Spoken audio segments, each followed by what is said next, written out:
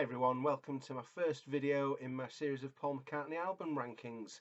I'm going to be looking at every Paul McCartney album from 1970s McCartney through to 2018's Egypt Station. I'm not going to be including live albums or classical albums, but what I am going to include is one of the Fireman albums, and that's Electric Arguments, just because it was more of a kind of regular Paul McCartney album, even though it was under the Fireman name. So all in all, that's 26 albums. I'm going to split it over 5 different videos. This one is going to be number 26 through to number 21, so my least favourite Paul McCartney albums, and then in each subsequent video I'm going to do 5 more. So without further ado, let's have a look at my album rankings. Okay, I'm going to start off by saying there isn't such a thing as a Paul McCartney album that I won't listen to, because I'm quite a bit of a fanboy. But something has to come in at last place, and in my 26th and final place is going to be, however you want to call it, Choba BCCCP, or the Russian album. Let's just get a quick look at the track list before we carry on there. Okay, so this was the album that was originally done for the Russian market. It's an album of rock and roll standards, mainly sort of from the 1950s era. And eventually, a few years later in 1991, it got more of a full-scale release. And I do like quite a bit of what's on this album, so it's nice to have a version of 20 Flight Rock, which is the song that got him into the Beatles. I also like Summertime. Ain't That a Shame is good. I don't think it's quite as good as the version that he did a couple of years later on the Flowers in the Dirt, Put It There documentary. That absolutely rocks. But it's still, nonetheless, it's a good version. And Just Because is really good on here. That's a really good lively version. But on the basis that there are no Paul McCartney original songs on this album, and I think he did do a better rock and roll standards album later on in his career, I am going to put that in 26th place. Okay, in 25th place, I don't think there'll be too many surprises here.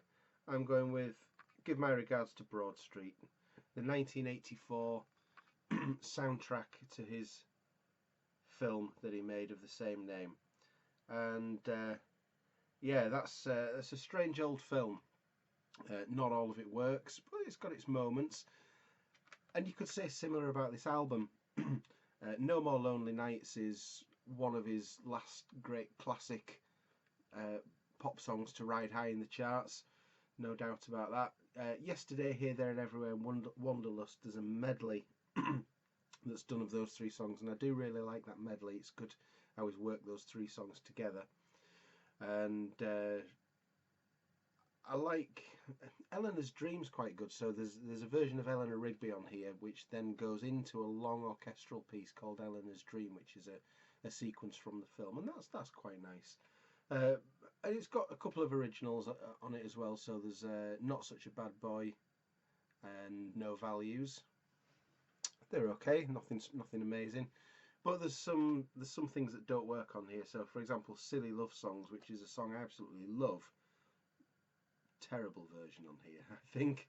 And overall, yeah, it's probably more miss than hit. But for all its good and bad points, it exists as an album in his canon. So there you go. I'm putting that number 25. Give My Regards to Broad Street. Number 24.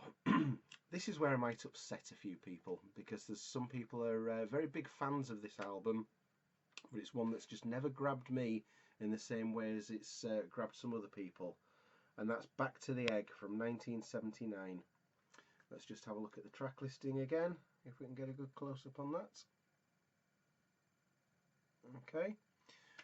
So this was the final Wings album, although it was a new lineup of Wings at the time. Now, every so often I do what I call a Macathon, where I will listen to all his albums chronologically, start to finish. It usually takes me over the course of a couple of weeks or something like that. But this is the first point where it just becomes a bit hard work for me. I know that it's a bit more rocky than some of his previous albums, which generally is a good thing for me, but I don't feel that he's got the excitement in there. It feels sometimes as though he's almost a little bored, and I know that that is not going to make some people happy, me saying this, because yeah, I know there's a lot of fans of this album, but this is my rankings. I can only be true to myself, and I do find this one of the more difficult albums to listen to in his canon. But again, there's some good stuff there. I like Getting Closer, that's good. Old Siam Sir is nice.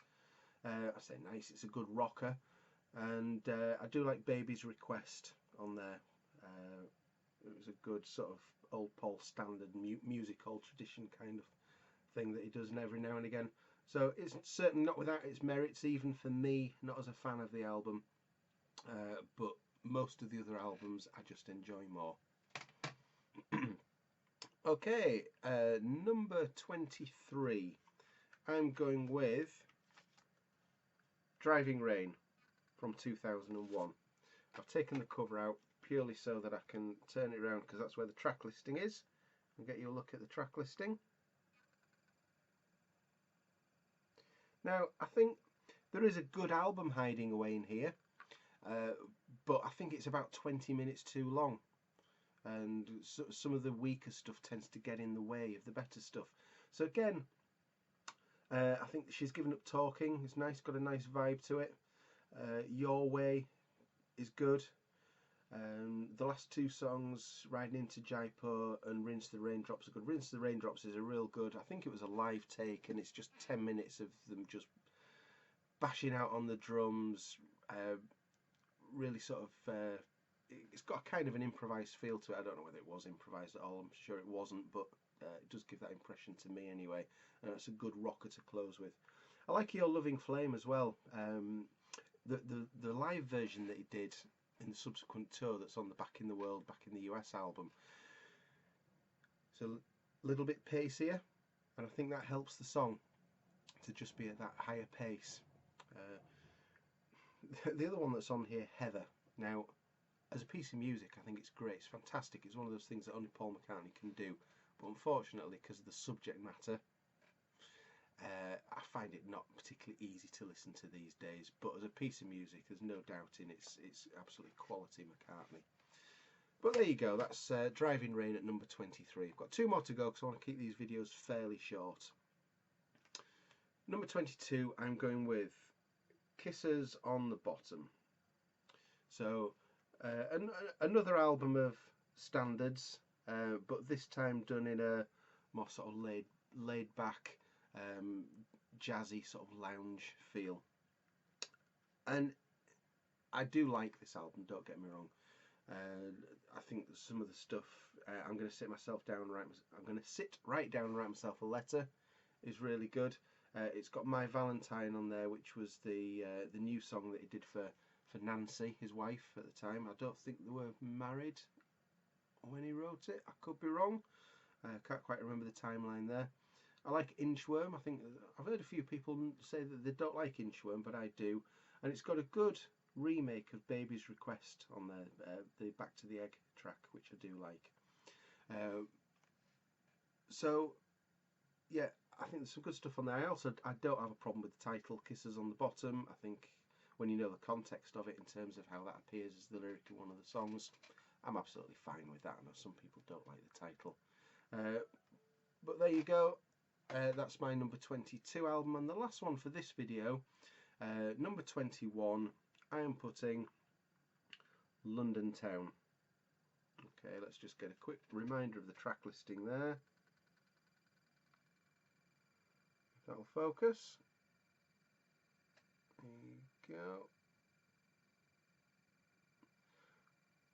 So, I think with this and Back to the Egg, there's a good chance, hopefully, that these will get an archive release soon, and maybe that will allow me to immerse myself and appreciate the albums more, because certainly some of the other archive releases, I like those albums a lot more now as a result of that release and how it's allowed me to get a new appreciation for the album. With this one, again, it's certainly got its moments. I'm Carrying, I think it's a beautiful song.